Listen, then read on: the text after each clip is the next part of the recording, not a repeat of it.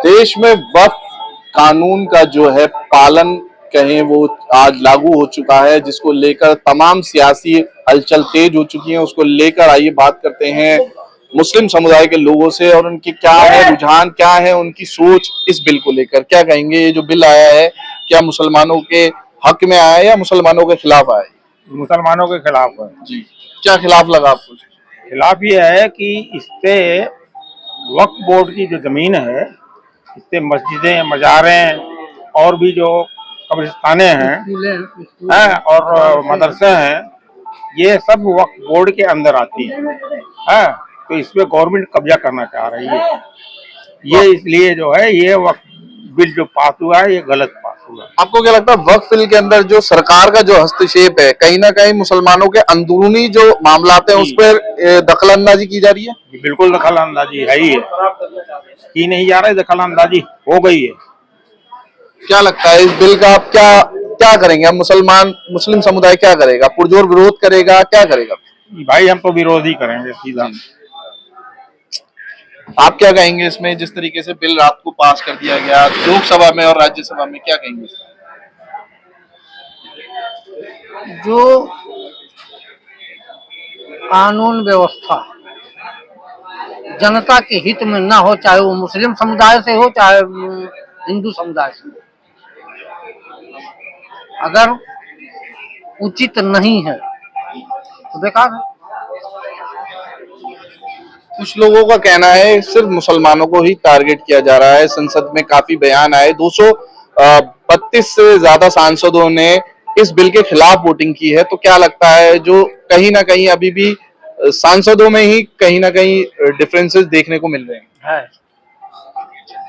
ऐसा है। क्या लगता है इस बिल के आने से मुसलमानों की जो जिस तरीके से बयां किया गया है कि स्थिति सुधरेगी, क्या लगता है सुधरेगी? लग तो नहीं रहा, लग नहीं रहा सुधार होगा। इसमें और भी जो है खलफदार पैदा होंगे। अगर वक्फ बोर्ड एक ऐसी कमेटी है जो नाजायज कब्जा, चाहे वो मुस्लिम समुदाय से हो चाहे हिंदू समुदाय से, 1947 से लेकर के अब तक जितने भी मदरसे, मस्जिदें, कब्रिस्तान ऐसी चीजों में जिस पर गवर्नमेंट का नाजायज कब्जा है या आम जनता ने कब्जा कर लिया है, क्या वो गवर्नमेंट उसको रिटर्न करेगी? आपकी बात से कुछ, लेकिन कुछ ऐसी बात चाहता हूँ कि वो जो वक्फ की हुई प्रॉपर्टी है, वक्फ का मतलब होता है अल्लाह के नाम पर दान देना, अल्लाह के नाम पे वक्फ करना। बहुत से लोग होते हैं अपना नाम नहीं करना चाहते, तो कुछ पेपर नहीं है, तो ये खासी परेशानी है, सामना करना पड़ेगा लोगों को। बिल्कुल करना पड़ेगा, सामना करना पड़ेगा। इसमें मस्जिद एक ऐसी चीज है, या तो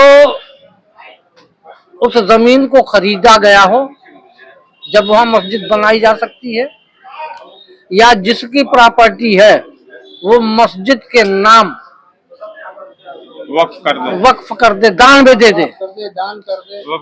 पर अगर दान जिसमें लिखित ना हो तो क्या वो भी अवैध मानी जाएगी? हाँ, अवैध है। तो इस बिल का इसलिए विरोध किया जा रहा है।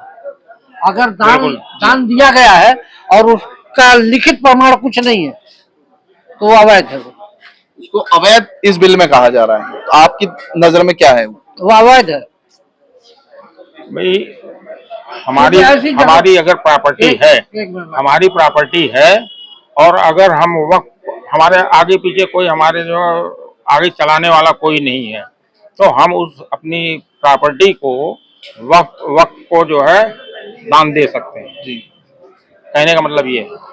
मेरा सवाल ये है कि अगर आप अपनी प्रॉपर्टी को दान कर रहे हैं, इन केस बहुत से लोग ऐसे होते हैं कि वो अपने दान को दिखावे के तौर पे नहीं देखते हैं, तो पहले ऐसे साल में या सदियों में रहे होंगे लोग, उनके जो प्रमाण नहीं है तो उसको गवर्नमेंट अवैध कह रही है, तो क्या लगता है वो अवैध मानी जाएंगी?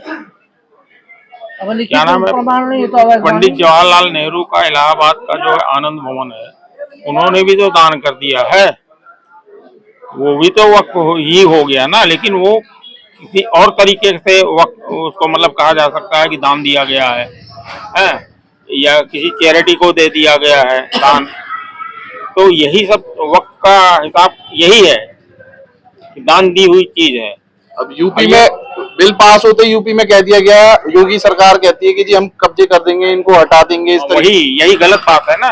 तो ये सोची समझी ये साजिश, सोची समझी चाल है इनकी, ये साजिश है। तो आप समझ रहे हैं इस चीज को? बिल्कुल समझते हैं। ठीक, आप क्या कहेंगे? ये तो बिल पास नहीं हुआ था, उससे पहले भी जो है ऐसी दरगाह जो 60 साल 63 साल की उम्र हो रही है और कोई अड़चन नहीं था, कोई रोड वहाँ से ब्लॉक है आगे टी पॉइंट पे, और उठा के रातों रात और उस कब्रस्तान को दरगाह को हटा दिया गया, पता नहीं चला। और जो कोई अगर बोला गरीब तो उसके लिए लाठी चार्ज।